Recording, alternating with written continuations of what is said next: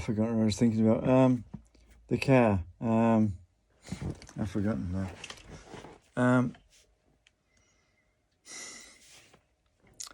There's something I'd remembered that I've forgotten again.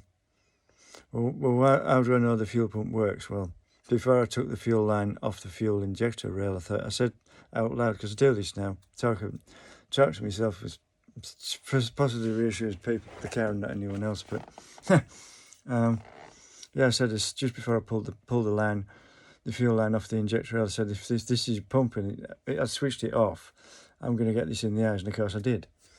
I haven't got red eye, but yeah, it stung a bit for quite a while, but that hurt. But what else was there? Something about the ignition I've forgotten.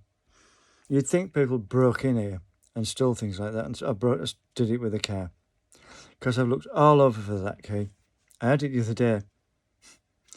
That was it. Yeah, I mean, what to do with the lock on the ignition lock on the steering column? Well, there's a screw from below. You're supposed to saw a slot into it with a hacksaw and put a screwdriver in that and undo it.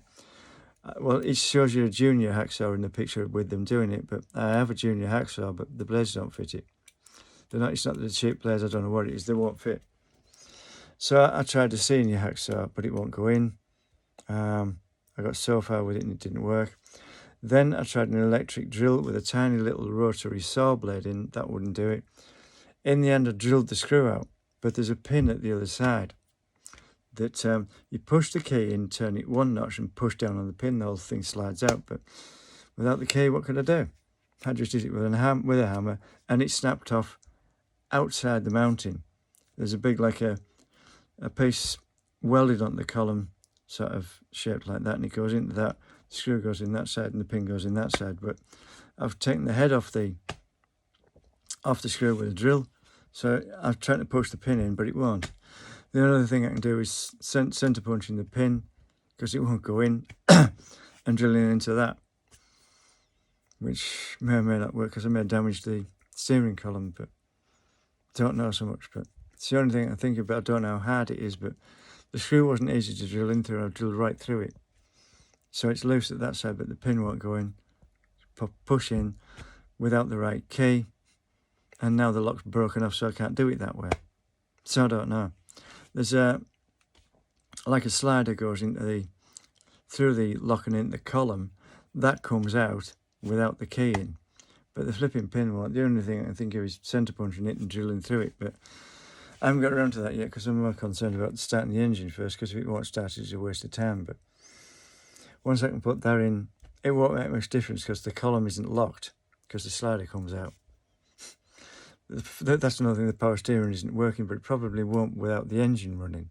I don't know. I don't think it does without the engine running, because you wouldn't use it, would you?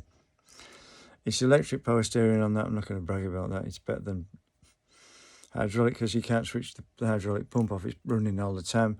But you can now get pulleys that have like a clutch on, but I don't think that would work in that case. In some cases they can disengage, but I don't know how it works, but it won't work with that. It's sort of like a feathering fan.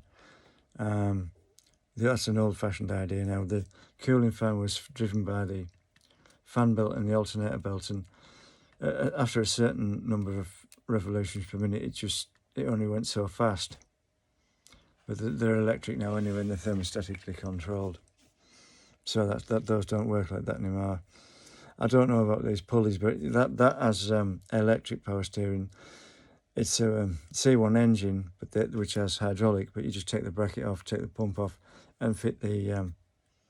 Does it just connect through wires, so you don't put that on. You have to put the 107 fan belt on. I think it goes a different way, but it's a shorter belt, but that doesn't make any difference. Other than that, I thought the fuel rail was different, but the pipe wouldn't even go onto it.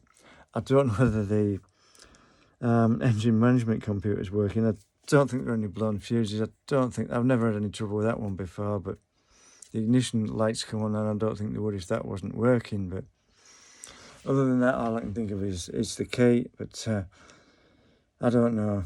And well, that's about all I can say. That's all I can think of. I think all the other circuits on the mobiliser circuit are working. The horns are working. That wouldn't work. How did I fix that? Can't remember. But I found out because I leant against the steering wheel, and the horn button is in the middle of the steering wheel. And I'm often doing that. I don't do it to draw attention to myself.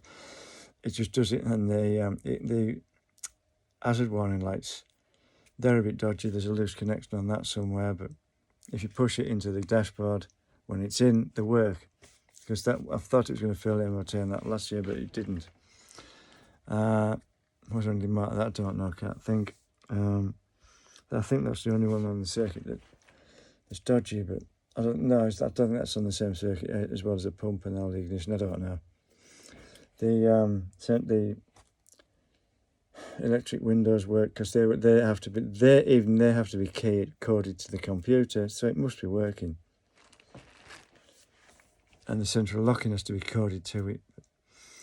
There are some movement sensors on the door to tell the computer if the front end's crumpling. I think I pushed on one of them to get the central locking working, but it didn't seem to work the second time. And sometimes if you turn the ignition on and leave it on for a while, it seems to charge something up that affects the central locking. I don't know, but it won't work right now.